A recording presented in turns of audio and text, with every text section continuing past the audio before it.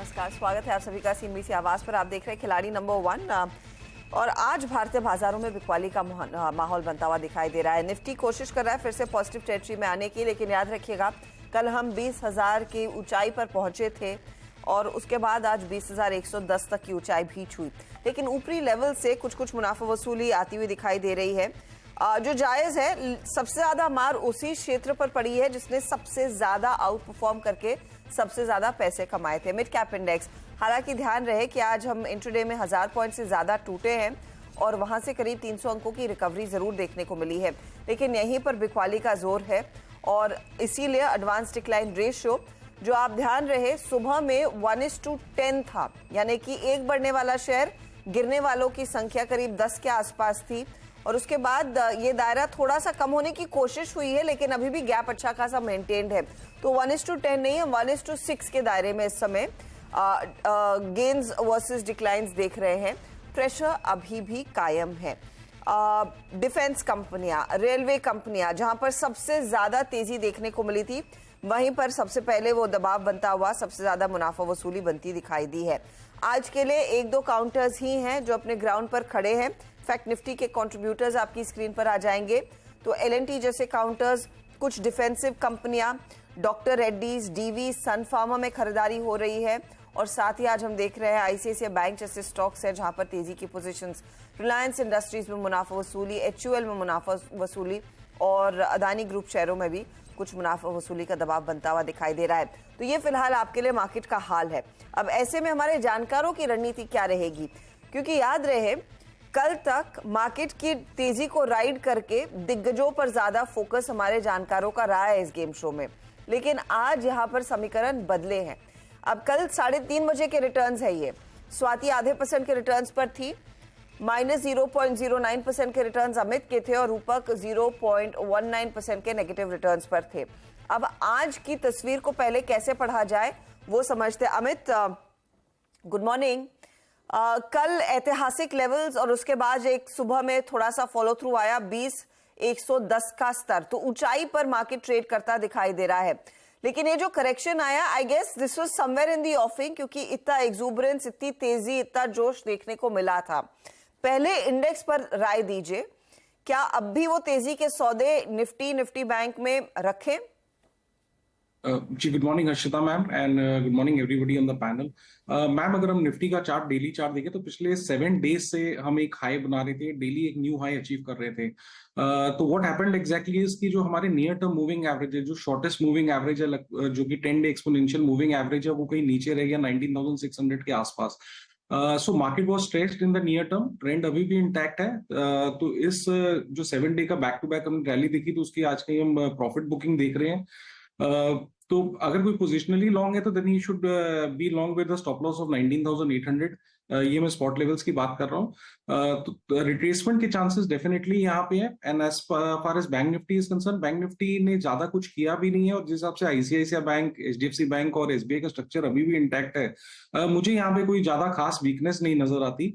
अगर हम देखें तो ज्यादा एक्सटेंडेड स्मॉल कैप्स हैं, वहीं पे मेजर करेक्शन आया है, वहीं पे मेजर आज हमने देखा क्रैक आया है। लार्ज कैप्स के साथ बने रहेंगे इस समय, तो मेरे ख्याल से पोर्टफोलियो हमारा थोड़ा सा स्टेबल रहेगा। रूपक, आपकी क्या स्ट्रैटेजी रहेगी? क्या अब ये मार्केट बन गया और कई सारे जानकार कह रहे हैं कि छोटे मझौले से हटकर अब दिग्गजों में वापसी होती हुई दिखाई देगी और क्या शायद वो फंड फ्लो उसी तरफ बहेगा? आपकी अप्रोच कैसी रहेगी?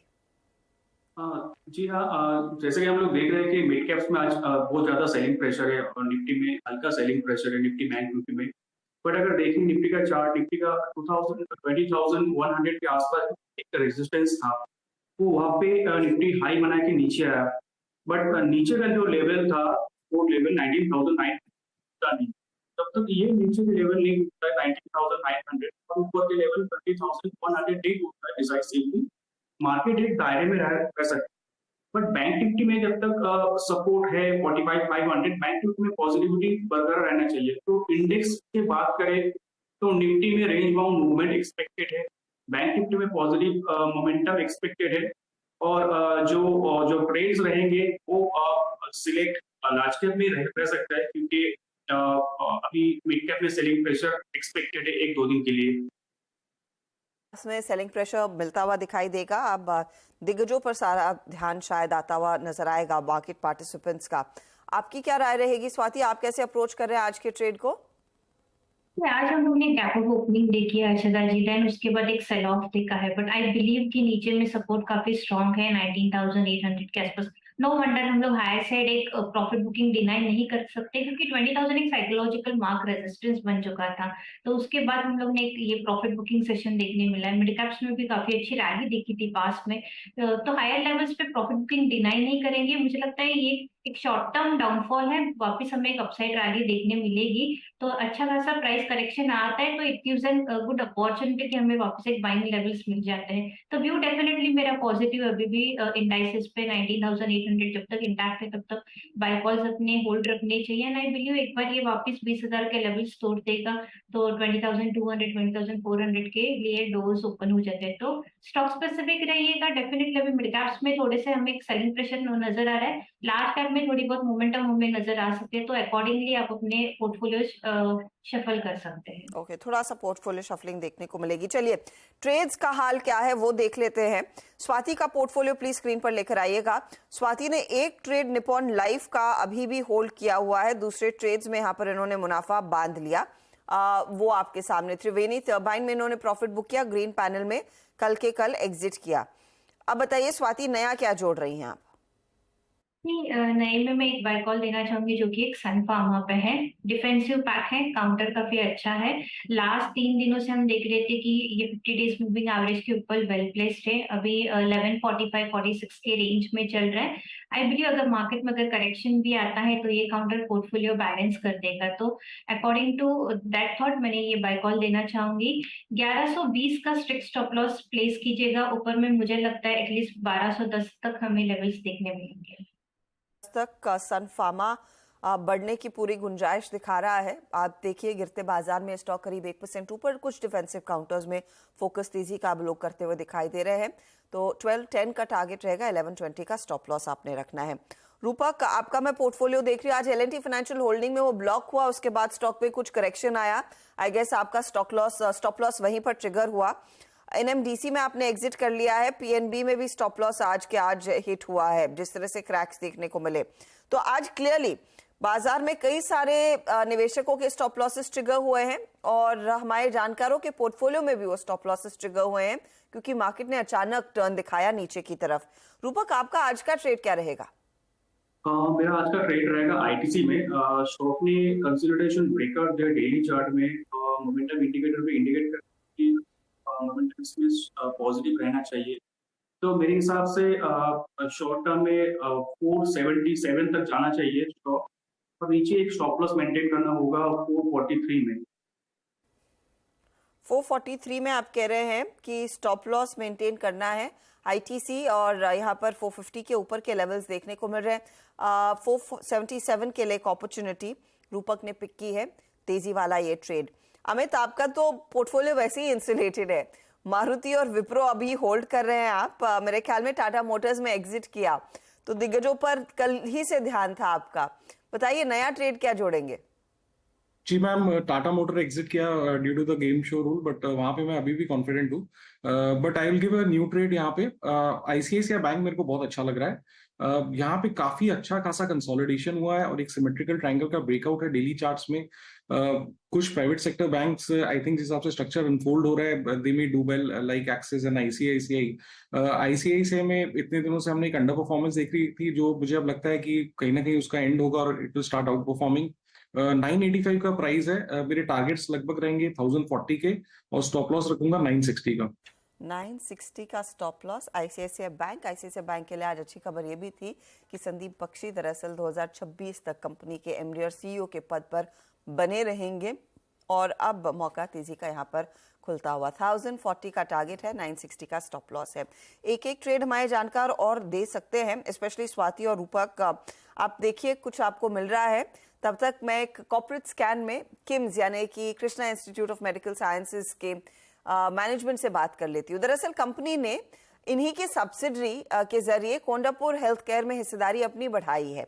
अब कोंडापुर हॉस्पिटल ग्रीनफील्ड प्रोजेक्ट है। कंपनी की आगे की ग्रोथ प्लान्स क्या है, हमारे साथ है कंपनी के CMD डॉक्टर भी भास्कर राव। डॉक्टर राव, स्वागत है आपका सीएनबीसी आवाज पर। अगर आप थोड़ा सा हमें बैकग्राउंड समझा सके, ये जो हिस्सेदारी आपने बढ़ाई है, कोई खास वजह थी इसे बढ़ाने के पीछे? So the entire thing, what we have is subsidiary of KIMS Kondapur, and that is almost running around 75-80% occupancy. Now, just opposite to that, few of the doctors and other people, they acquired land and they are building for a hospital. So then we thought it is good for us so that we can also participate with them, and later on we will be able to take over the entire thing from our side over a period of time. That is the concept behind this. Okay. Oh, so and how, as in how long would it take for you to take the decision to perhaps take over that particular hospital? You definitely see metal in it?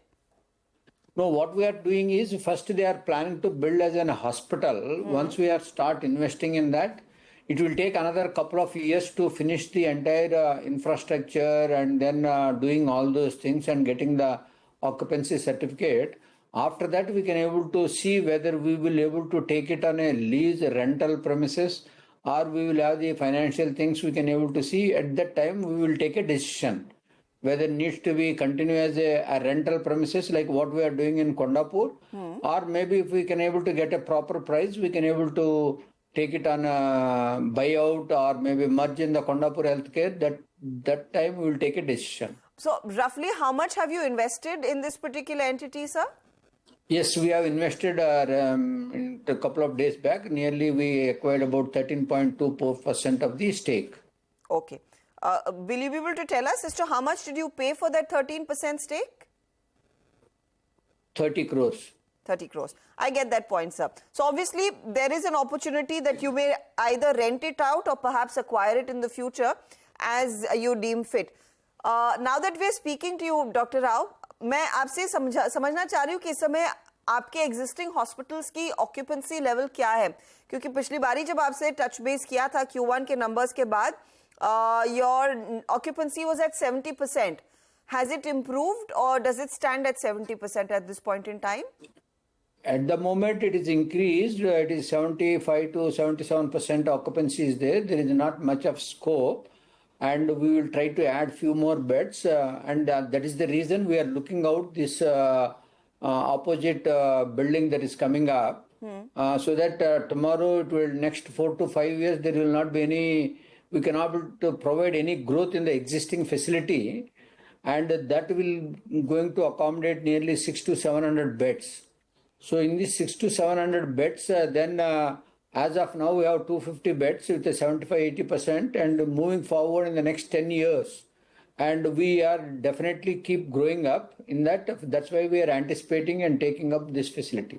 Okay, that's investing in that. That's interesting to hear, sir. आपने कहा 75 से 77%, 75 to 77% आपकी existing occupancy है. Average revenue क्या है पर bed इस समय? It is the revenue per bed offline. I think it will be around 40. The average last revenue. So the last number that you had shared with us in Q1 was roughly around 31,700. So has it moved on from there? Because no, it is keep moving up, not be very exuberantly. Maybe 32, 33 is the thing right now. 32, 33.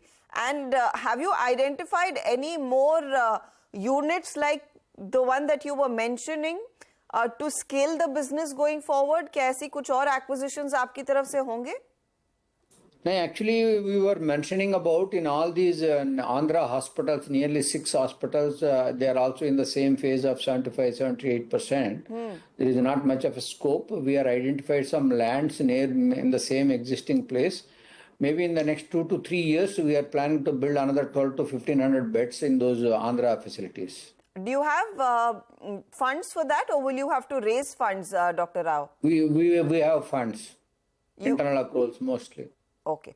Dr. Rao, pleasure speaking to you. बहुत बहुत शुक्रिया. I'm sure आपके लिए एक busy दिन है.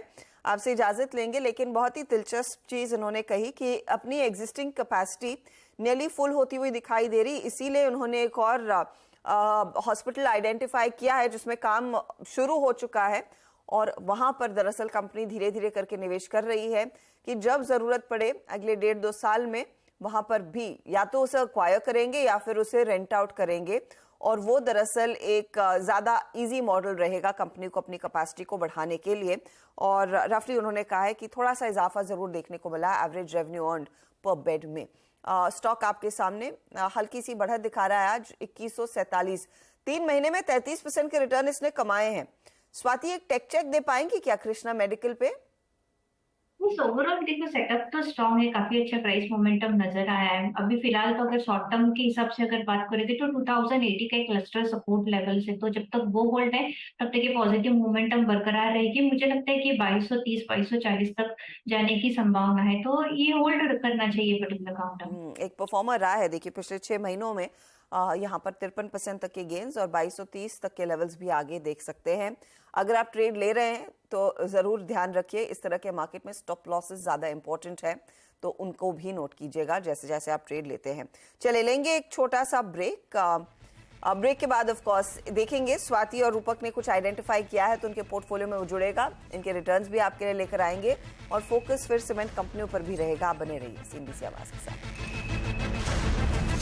बात करते हैं सीमेंट कंपनियों की और खासतौर से पूर्वी भारत में जो कंपनियां स्थित हैं उनके लिए दरअसल एक अपडेट निकल कर आ रहा है कि सीमेंट कंपनियां धीरे धीरे करके दाम बढ़ा रही हैं।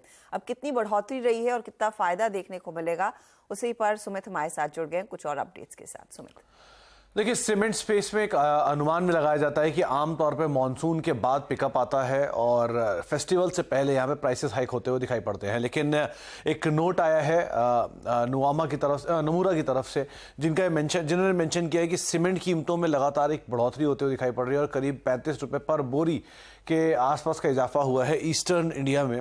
और ये जो हाइक है ये सेकेंड हाइक है, पहले 1 सितंबर फर्स्ट वीक में हाइक हो चुका है और उसके बाद ये दूसरा हाइक होता हुआ दिखाई पड़ रहा है। तो इससे तमाम वो कंपनियों के ऊपर एक इम्पैक्ट आएगा जो कि ईस्ट इंडिया में मेजरली कामकाज करती हैं।